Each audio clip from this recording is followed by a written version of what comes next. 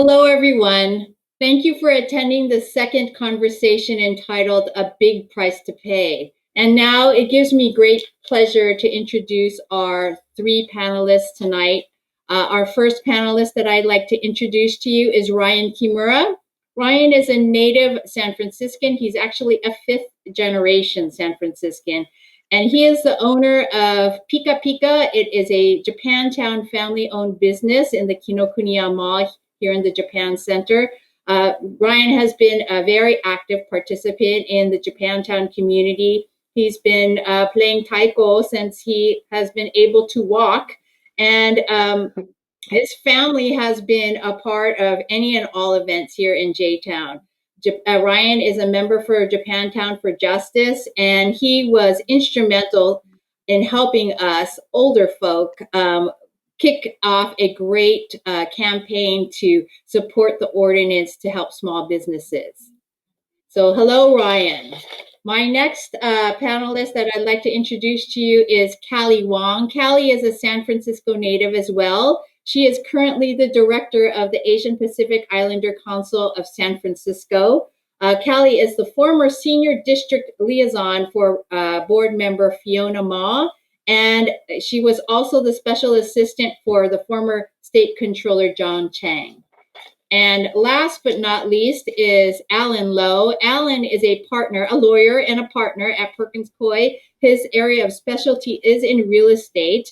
Allan was extremely instrumental in serving as the liaison between supervisors Preston and Peskin to help us pass the ordinance, which was recently passed last week to help small businesses.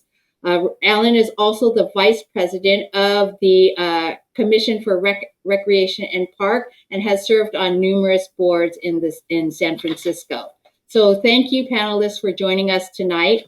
And I'm just going to jump right in, and I hope that the panelists will free to jump right in and insert your comments, or feel free to ask all of us questions, including me. So my first question is going to be geared toward Ryan's, but what has it been like for you as a small business owner, here in Japantown, here in an API cultural community, and just anything you'd like to share about what has happened since the pandemic, since we have been told to be sheltering in place?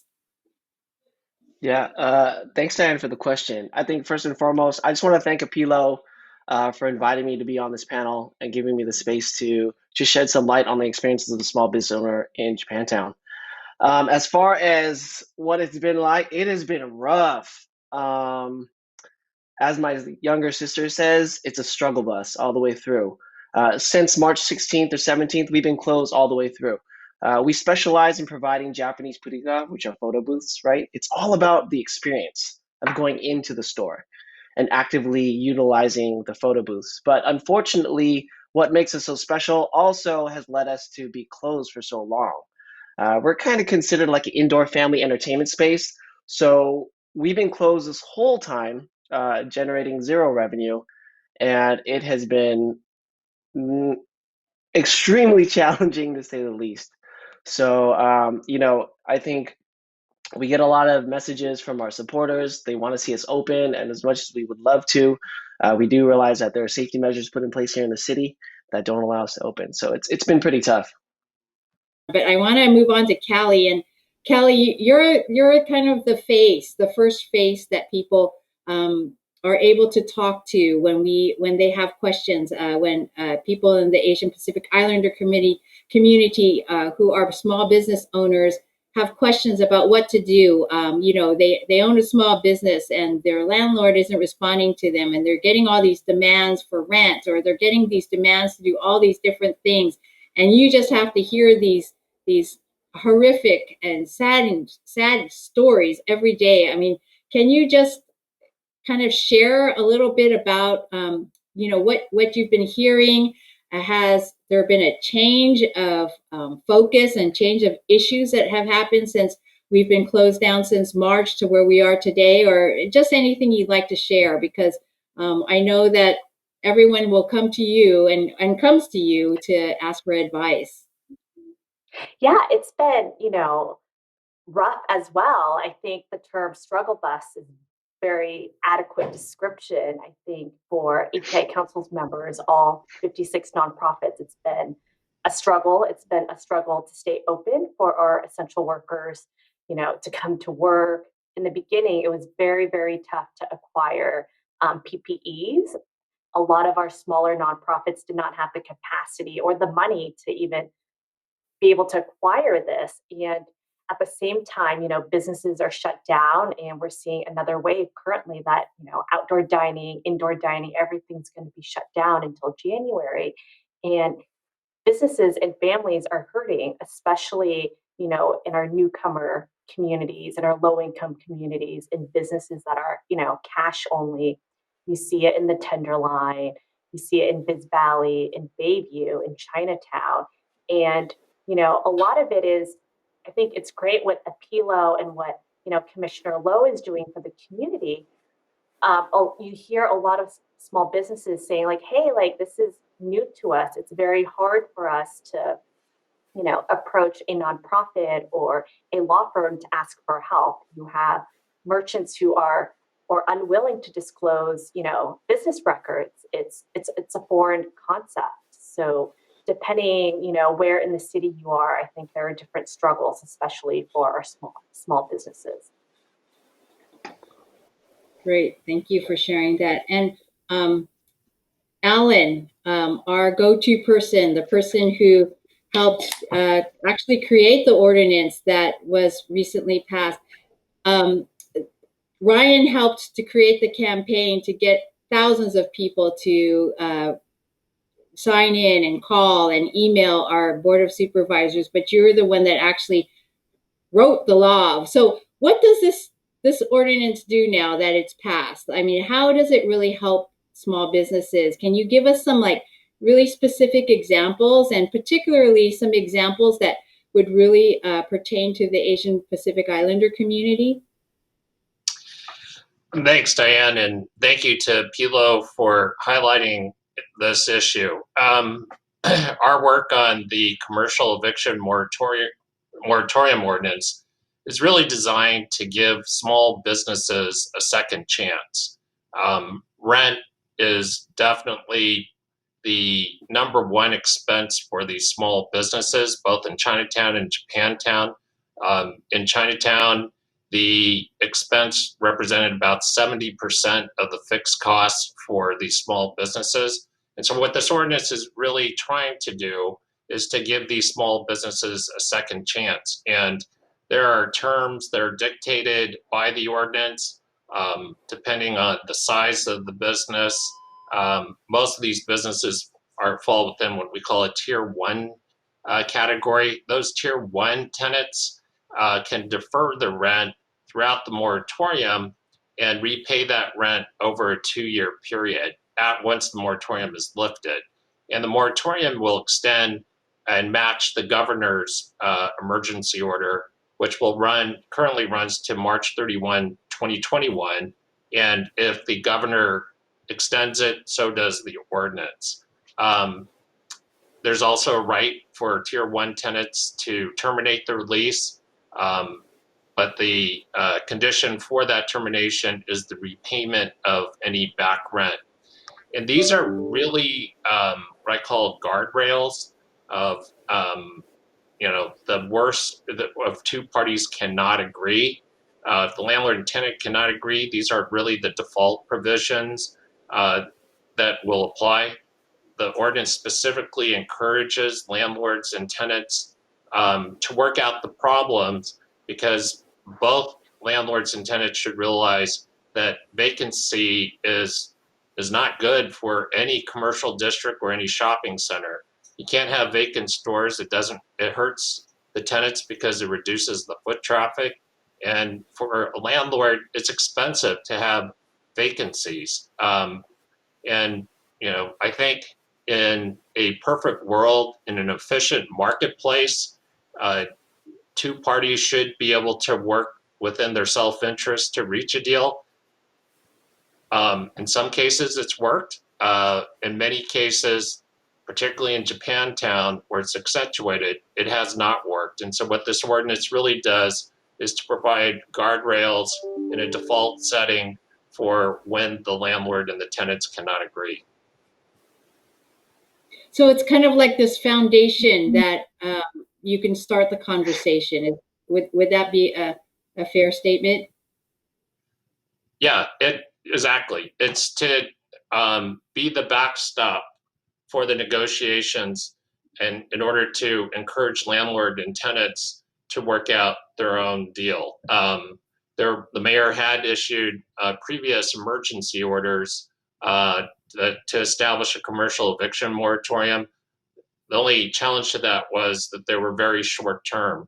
Hopefully, this ordinance provides a clear path for tenants to move forward, and hopefully to encourage landlords to work out a structure that will work for both parties. That's great. And thank you again for you and for Perkins Coie to take the lead in helping us out. And I just have a question maybe for all of you, and asking all of you to give your various viewpoints. You know, when we talk about the struggle of small businesses and the real possibility of losing them, we're not just talking about a business. We're talking about a pillar of our cultural community that may be lost and may never have the chance to be born again, to be able to survive again. And this is a very serious thing that we need to really let people know. I mean, I think here in San Francisco or here in the Bay Area, we've just become very spoiled. You know, when we want ramen, or when we want xiaolongbao, or when we want, you know, a great lumpia or adobo, we can get it. We just know where to go and we can get it. But there is a real possibility that those things will no longer be available to us if our small businesses in our communities are forced to close. And I'm just wondering how we can share that thought and share that fear and share the very important urgency for normal people, for everyday people to realize this and to figure out how to support our communities. Would any of you like to comment on that? I think one of the outcomes of COVID and being shelter in place is, you know, what we don't think about is when we don't support our small businesses, they will shut down.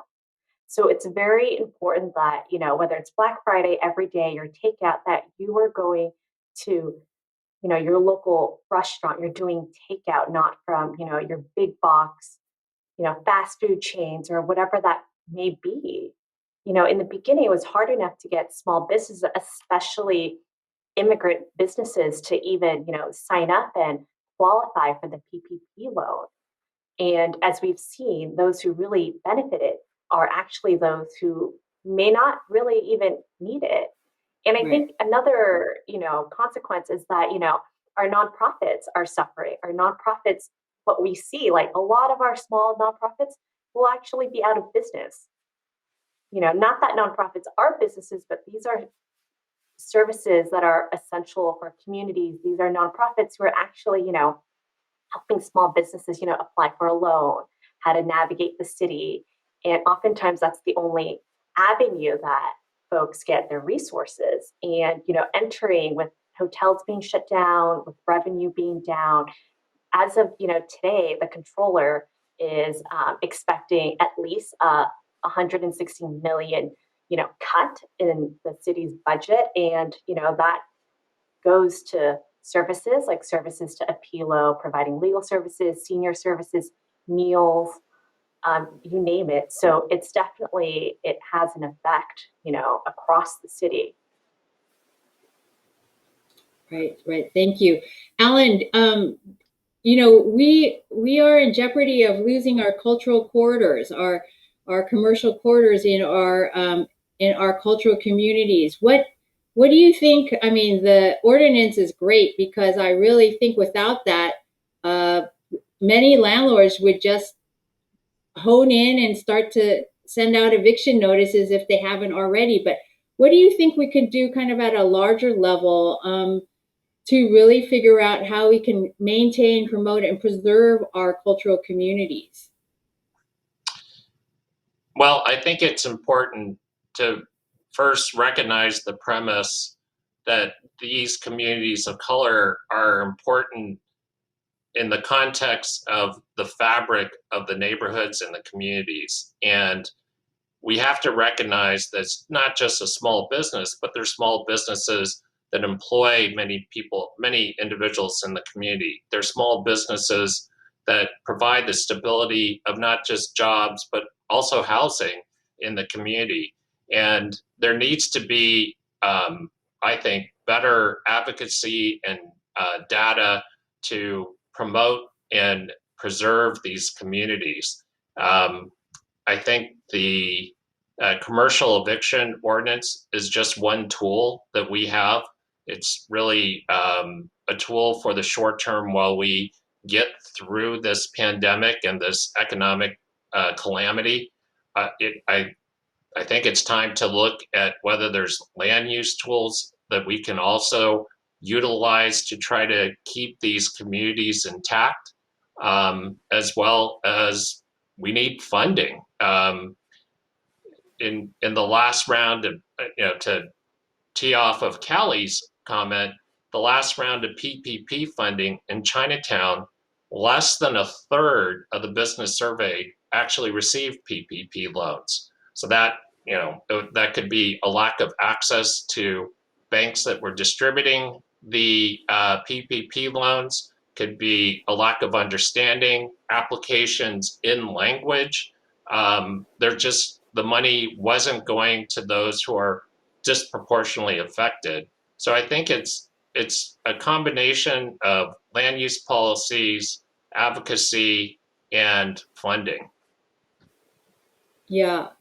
And then, I understand that there are a number of people who are listening to our conversation tonight, and I just want to figure out a way that we can communicate with each and every one of them to let them know that they can contribute and they can help to protect these communities. And one of the ways is by just shopping. But can you name other things that can be done to? I mean, shopping and telling your friends through social media, but any other thoughts that you have? But the other thing I do want to bring up to your point is, what can folks do? Honestly, there's a lot of small businesses out there that need assistance, even just in like learning how to properly use their social media. Okay. And I know there's a lot of folks out there that are just like gaming that social media. They know how to work it. They know when to post. They know what to post. A lot of small businesses would definitely benefit from learning from you. Okay. For me, myself, I'm on the edge of a millennial, I think. I still don't really get all that Instagram stories and all that stuff, like how to generate a lot of likes. And I think we, as small businesses, could definitely use that help and assistance. So besides just, spending cash and, frequenting our stores, which is great, I think it's also providing some of your expertise in lending a helping hand for us. Great. I think those are really good points. Callie, what do you think? What Ryan said, but I want to add, another way that folks can really help out is actually, maybe volunteer at your local nonprofit, volunteer to deliver meals to seniors. Yeah, I think that's a really good point. All nonprofits have been forced to shut down. I mean, some have been able to do some virtual events this year, but it's been very hard. So yeah, they could really use the volunteer power to sustain them. And I'm not sure how long we're going to be in this state, so it would be great. Allan, did you have any thoughts? Kind of looking at it from a non-nonprofit eye. Does that make sense? Non-nonprofit. It seems like what's happening in the for-profit world as well. But I do think from a more systematic approach, I do think that the impacts of COVID-19 on Asian American communities, on both in terms of small businesses, on impacts on delivery of health services, on employment, has been grossly underreported. And, I think if you dig deeper, you will find a disproportionate impact of the COVID-19 crisis on Asian American communities. So I do think that there is a call for, Chinatown, Japantown, SoMA, really to come together and to really advocate to bring more attention to these issues. Because if you look at the data will show a disproportionate effect that occurs, in these communities. Take a walk down Chinatown, look at the number of empty stores. It's heartbreaking. And these are communities that we need to preserve because it's such an important opportunity, not just for new immigrants who have again been disproportionately affected by small business closures, but it's also important because this is really the fabric of San Francisco. And if we want to come out of this and recognize the city that we love, we got to do something to bring attention to preserve these communities. Right. Okay. Thank you. I'm going to move on to the next question. And the next question is, do you see San Francisco small businesses play a role of helping businesses with CBOs in navigating how to survive, or identify a group to provide technical assistance? Yeah, I can take that one. Great.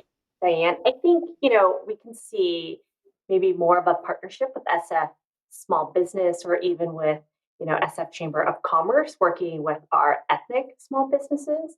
I think oftentimes, even during COVID, of who gets tested, who's dying at a higher rate, I think APIs are often overlooked.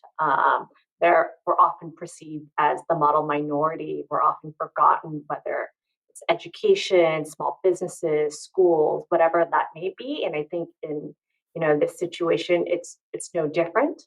Even when the PPPs were coming out, even for all 56 of my members, it was so hard to even find a bank that was willing to help them. Yeah. I think there needs to be a better partnership with perhaps identifying banks, because apparently the banks had a quota of, how many, whether small businesses, merchants to work with, and it's really up to them who they want to pick.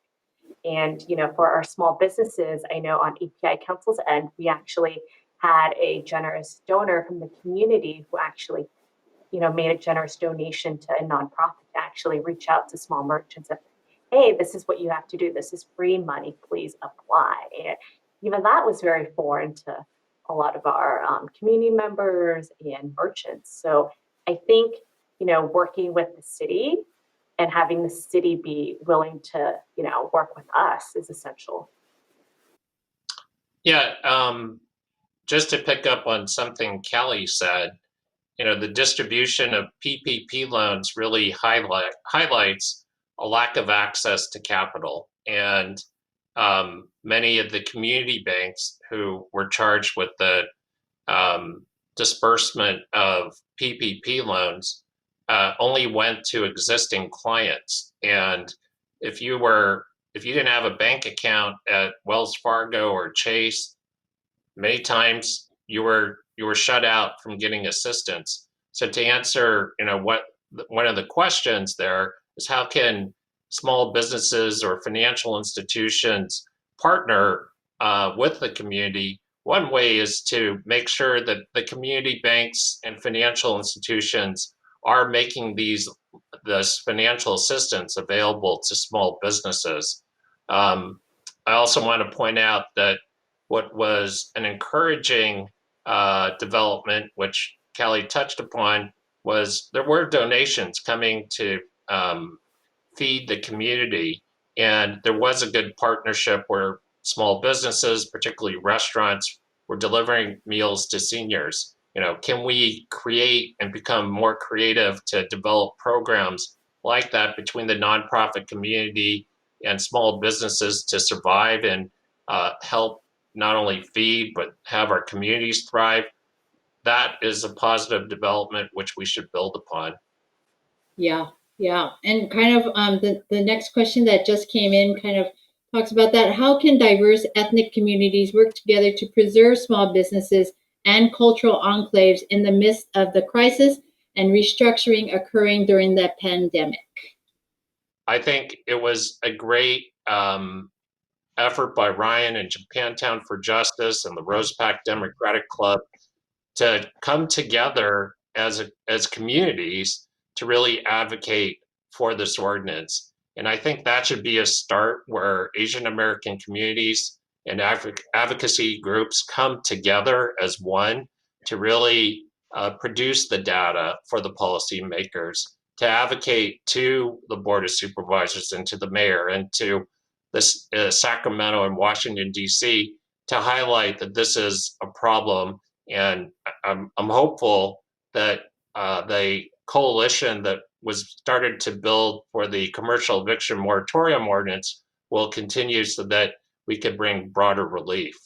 Yeah, I think big shout out to Japantown for Justice, J for J. What are we all about? Just so we know. I'm privileged enough to be a part of the group. Somehow they let me in, but we're really looking to dismantle systemic inequity and really promote sovereignty and cultural sovereignty in the Fillmore and Japantown. It sounds like a lot, but really what we're trying to do is like build coalitions between Japantown and the Fillmore and see how we can help each other. And to Allan's point, it's all about coalition building, right? And I would say, I don't know, I think it's since June of this year, a handful of us, leaders within the community within Japantown, have reached out to leaders within the Fillmore and seeing like, what can we do to work together to lift each other up and fully support each other. And what's come out of that? We've created, the coalition has created what we call the Fillmore Marketplace, which is a space on Sundays where we close off a street and we provide spaces for local businesses to set up shop because, maybe they had to close down their own brick and mortars, but they can set up their tents and openly sell their goods. And, that's a direct way to support. That's just a little bit of the work that Japantown for Justice does. Moving forward, we really look to work in providing educational opportunities on how we are going to dismantle anti-Blackness, right? And how we are going to address anti-Blackness, because that is definitely a thing. Now, I realize I'm going all over the place, but to go back to the previous question, when it comes to what can we do in terms of bridging our diverse communities, it really takes a ton of energy, right? And I think let's be very clear. A lot of these small businesses, they are struggling just to make it day to day, right? So to ask them to, hey, can you sign this letter to send it to a supervisor? That is just one more thing on their plate that could just break their back. I know it sounds so simple to us right here, but that's a lot. When you're having to worry about how am I going to feed my kids? How am I going to feed my family when no one's coming to my business, when I can't even open my business? So I think what we really need to do as a community, all of us here, is really come together and figure out, how we can organize and who has the capacity to do so, and how can we make sure that we're taking care of each other so we're not burning out in the process. Right. Besides that, though, really, my big call to action for everyone out there is I'm glad that you love Pika, but realize that we're just a small piece of this larger community. So I need for this person and for everyone else to jump in and really support all the other small businesses and all the nonprofits that are there, like keeping this ecosystem moving. Thank you, Diane. And I want to thank all the participants of tonight's conversation. Really, our communities are the heart and soul of San Francisco and the Bay Area, whether it's SoMA Filipinas or Little Saigon, Chinatown, Japantown, Hunters Point, the Fillmore. Those ethnic communities are vital to the identity of California and the Bay Area. And we hope that you all who have joined us tonight can continue to push forward with local protections. When we ask for advocacy, you all have stepped up and helped us. When we ask for support for federal and state assistance, you all have stepped up to help us. Those efforts are going to have to continue for the next year, if not longer. The eviction moratorium that Allan was so instrumental in getting passed locally will expire in March, but we are afraid that small businesses are not going to be able to just suddenly revive in March, and we may have to seek an extension of that moratorium. And finally, all small businesses are suffering in the state and in the country, but it's particularly hard on our ethnic communities and the small businesses in our cultural districts. So there is an exception there that really needs to be looked at, that where we have to preserve, make that exception and preserve our ethnic communities. Thank you again for joining us tonight. Thank you for supporting API Legal Outreach and the folks that you listened to tonight. And we hope to see you at our program next week. Good night.